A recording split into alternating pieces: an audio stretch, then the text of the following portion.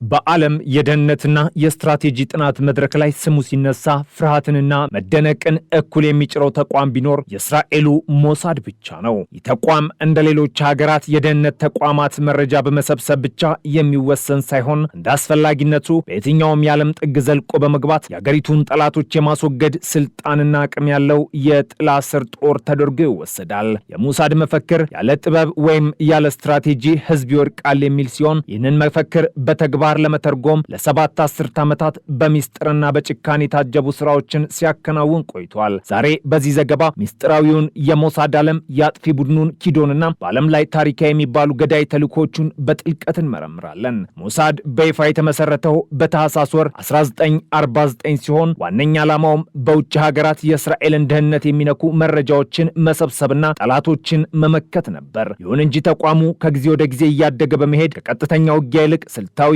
ግድያዎችንና ሚስጥራዊ ወታደራዊ እርምጃዎችን እንደ ዋነኛ መሳሪያ መጠቀም ጀመረ። የሞሳድ ልዩ የሚያደርገው ነገር ተጠሪነቱ በቀጥታ ለሀገሪቱ ጠቅላይ ሚኒስተር መሆኑና ምንም አይነት የፓርላማ ወይም የህግ ቁጥጥር ሳይደረግበት ጥቃቶችን የመፈጸም ነጻነት ያለው መሆኑ ነው። በሞሳድ ውስጥ እጅግ አስፈሪውና ሚስጥራዊው ክፍል ኪዶን በመባል ይታወቃል። በዕብራይስጥ ቋንቋ ኪዶን ማለት ሰይፍ ወይም ጦር ማለት ሲሆን ይህ ክፍል በሀገሪቱ ላይ ስጋት የሆኑ ግለሰቦችን ለማጥፋት ልዩ ስልጠና የተሰጣቸው ገዳዮች ስብስብ ነው። የኪዶን አባላት ከእስራኤል መከላከያ ሰራዊት ውስጥ እጅግ ብቁ የሚባሉ ኮማንዶዎች ተመርጠው ለዓመታት በሚቆይ ስልጠና ውስጥ ያልፋሉ።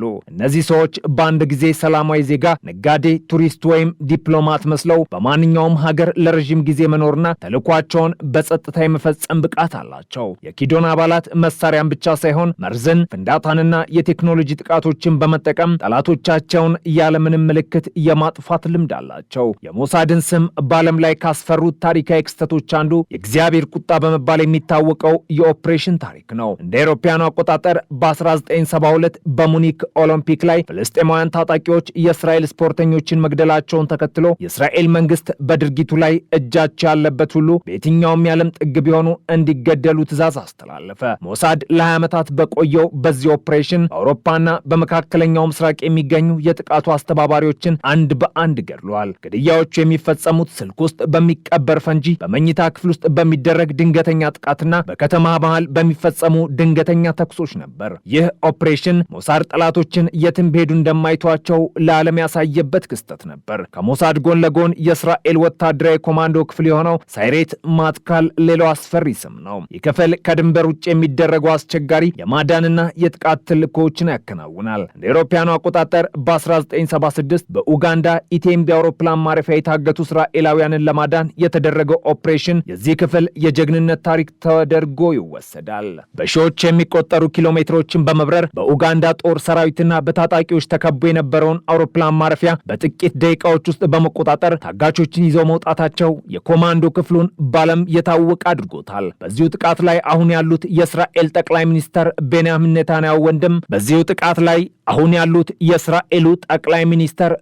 ኔታንያሁ ወንድም የሆነው ዮናታን ኔታንያሁ ተሰውተዋል። የሞሳድ ስልጠና እጅግ ጥብቅና አድካሚ ነው። እንደ ሞሳድ ወኪል ለመሆን በሺዎች የሚቆጠሩ አመልካቾች ተፈትነው ጥቂቶች ብቻ አልፋሉ። ስልጠናው አካላዊ ጥንካሬን ብቻ ሳይሆን ስነ ልቦናዊ ጽናትን፣ የቋንቋ ችሎታን፣ የአርቲስትነት ብቃትንና በከፍተኛ ጫና ውስጥ ሆነው ውሳኔ መስጠት አቅምን ይፈትናል። ወኪሎች በማያውቁት ሀገር ውስጥ ያለምንም ድጋፍ ለወራት እንዲቆዩና መረጃ እንዲሰበስቡ ይደረጋል። የሞሳድ ወኪሎች ትልቁ መሳሪያቸው መሳሪያ ሳይሆን አእምሯቸው ነው። እንደ ታዋቂው ወኪል አሊ ኮሆን አይነት ሰዎች በሶሪያ መንግስት ውስጥ እስከ መከላከያ ሚኒስተር አማካሪነት ደርሰው ሚስጥር በመስረቅ ለሀገራቸው ድል ትልቅ ሚና ተጫውተዋል። በዘመናዊ ዓለም ደግሞ ሞሳድ ፊቱን ወደ ቴክኖሎጂና የኒውክሌር ስጋቶች አዙሯል። በተለይም የኢራንን የኒውክሌር መርሃ ግብር ለማደናቀፍ ሞሳድ የፈጸማቸው ግድያዎች ዓለምን ያስገረሙ ነበሩ። የኢራን ከፍተኛ የኒውክሌር ሳይንቲስቶች በቴህራን ጎዳናዎች ላይ በሞተር ሳይክል በሚመጡ ገዳዮች፣ በመኪናቸው ላይ በሚለጠፍ መግነጢሳዊ ፈንጅ እናም በቅርቡ ደግሞ ሰው በሌለበትና በሳተላይት በሚመራ አውቶማቲክ መሳሪያ መገደላቸው የሞሳድን የቴክኖሎጂ የበላይነት ያመላክታል። በተጨማሪም ስታክስኔት የተባለው የኮምፒውተር ቫይረስ የኢራንን የኒውክሌር ማጣሪያዎች ሽባ ማድረጉ ሞሳድ የሳይበር ጦርነትን እንደ ገዳይ መሳሪያ እንደሚጠቀም አረጋግጧል። የሞሳድ ስራዎች ሁልጊዜም ስኬታማ አይደሉም። በታሪክ ውስጥ ትልልቅ ውድቀቶችም አጋጥመውታል። ለምሳሌም እንደ አውሮፓውያኑ አቆጣጠር በ1997 በዮርዳኖስ ውስጥ የሐማስ መሪ የሆነውን ካሊድ መሻልን በመርዝ ለመግደል የተደረገው ሙከራ መክሸፉና ወኪሎቹ መያዛቸው ለእስራኤል ትልቅ ትልቅ የዲፕሎማሲ ውርደት ነበር። ይሁን እንጂ ሞሳድ ከስተቶቹ በፍጥነት የሚማርና ራሱን የሚያሻሽል ተቋም በመሆኑ ውድቀቶቹ ይበልጥ እንዲተነክር አድርገውታል። የሞሳድ ባለስልጣናት እንደሚሉት ስኬታችን ሚስጥር ነው፣ ውድቀታችን ደግሞ አደባባይ ይወጣል ይላሉ። ሞሳድ ከሌሎች ሀገራት የደህንነት ተቋማት ጋርም እንደ ሲአይኤ እና MI6 የጠበቀ ግንኙነት አለው። ይሁን እንጂ የሀገሪቱን ጥቅም በሚነካ ጉዳይ ላይ ከአጋሮቹም ጭምር ሚስጥር የመደበቅና በራሱ ውሳኔ እርምጃ የመውሰድ ልምድ አለው። የሞሳድ ስራዎች ብዙ ጊዜ ዓለም አቀፍ ሕግን የሚጥሱ የሀገራትን ሉዓላዊነት የሚጋፉና በሰብአዊ መብት ተሟጋቾች የሚኮነኑ ቢሆንም ለእስራኤል መንግስት ግን እነዚህ እርምጃዎች የህልውና ጉዳይ ናቸው። ካልገደልካቸው ይገድሉሃል የሚለው አስተሳሰብ የሞሳድ የኦፕሬሽን ፍልስፍና ዋና ማዕከል ነው። ሞሳድ ይበልጥ ውስብስብ ከሆኑ ስጋቶች ጋር እየተጋፈጠ ይገኛል። የኢራን የሚሳኤል ቴክኖሎጂ እድገት፣ የሄዝቦላህ የድሮን ጥቃቶችና የሐማስ የመሬት ስር ዋሻዎች ተቋሙን አዲስ ስልት እንዲቀይስ አስገድደውታል። ሞሳድ አሁን ላይ ሰው አልባ አውሮፕላኖችን፣ አርቲፊሻል ኢንተሊጀንስና ጥልቅ የመረጃ ትንተናን በመጠቀም የጠላቶችን እንቅስቃሴ ከቤታቸው ሳይወጡ ለመቆጣጠር እየጣረ ነው። ሞሳድና የእስራኤል የኮማንዶ ክፍሎች በዓለም ላይ ያላቸው አስፈሪ ስም የመጣው ካላቸው ወታደራዊ ጉልበት ብቻ ሳይሆን ካላቸው ወደር የለሽ ጽናትና ስልታዊ ብልህነት ነው። ተቋሙ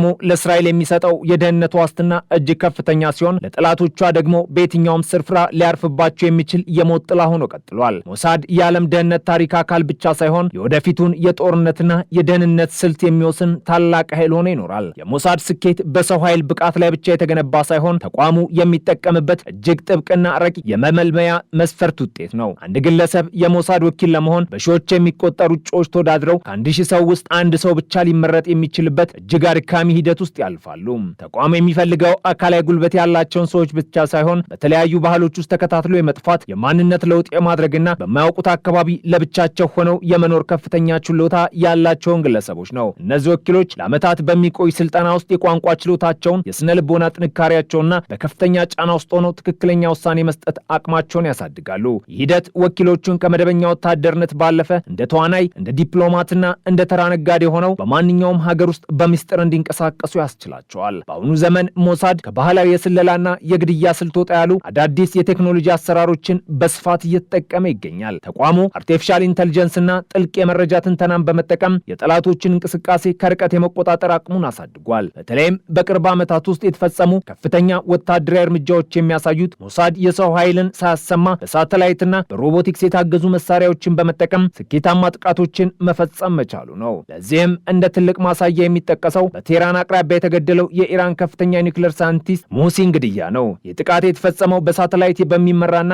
ሰው በሌለበት አውቶማቲክ መሳሪያ መሆኑ ሞሳድ ወደ የትኛው የቴክኖሎጂ ከፍታ መሸጋገሩን ለዓለም ያሳየበት ክስተት ነበር። ከዚህም ባለፈ የሞሳድ ኪዶን የተባለው ገዳዮች ክፍል በዓለም ዙሪያ ካሉ የደህንነት ተቋማት ሁሉ የተለየ ስም እንዲኖር ያደረገው የሚፈጽመው እርምጃዎች ያላቸው የስነ ልቦና ተጽዕኖ ነው። ሞሳድ አንድን ኢላማ ሲመታ የሚጠቀምበት መንገድ በጠላቶች ልብ ውስጥ ከፍተኛ ስጋትና ጥርጣሬን እንዲፈጥር ተደርጎ የታቀደ ነው። ጠላቶቹ በገዛ ቤታቸው ውስጥ፣ በመኝታ ክፍላቸው ወይም በከፍተኛ ጥበቃ በሚደረግላቸው ቢሮዎቻቸው ውስጥ ጥቃት ሊፈጸምባቸው እንደሚችል ማወቃቸው በራሳቸው የደህንነት መዋቅር ላይ እምነት እንዲያጡ ያደርጋቸዋል። ይህ የጠላት ጦርነት ተቃዋሚ ኃይሎች ጥቃት ከመሰንዘራቸው ይልቅ ራሳቸውን በመከላከል ላይ ብቻ እንዲጠመዱ በማድረግ የእስራኤልን ስትራቴጂካዊ የበላይነት ያስጠብቃል። በተያያዘም ሞሳድ ከወታደራዊ ኮማንዶ ክፍሎች በተለይም ከሳይሬት ማትካል ጋር ያለው ቅንጅት እጅግ የጠበቀ ነው። ሞሳድ መረጃውን ሲያቀርብ፣ የኮማንዶ ክፍሎቹ ደግሞ መሬት ላይ ያለውን እርምጃ ይወስዳሉ።